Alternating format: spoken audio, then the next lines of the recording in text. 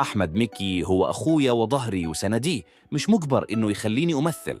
هكذا ردت الفنانة إيناس مكي على شائعات خلافاتها مع شقيقها الفنان ومغني الراب أحمد مكي، وأن هناك مشكلات بينهما لذا لا تشاركه في أي أعمال فنية.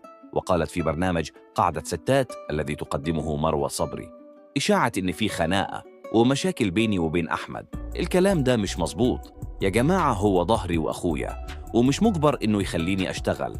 والناس بتفكر إن كده في خناقة، وإحنا منطق الوساطة ده مش عندنا والله، ومفيش حد فينا بيتعدى على الحتة دي، والفكرة مش أنا وهو بس، إحنا الخمس إخوات كده. وتبعت إيناس مكي: زمان كان طلع عليا إشاعة أنا ومجموعة من الفنانات إن مرفوعة عليا قضية، وده كلام أنا ما قبلتش بيه لأنه يمس الشرف والسمعة.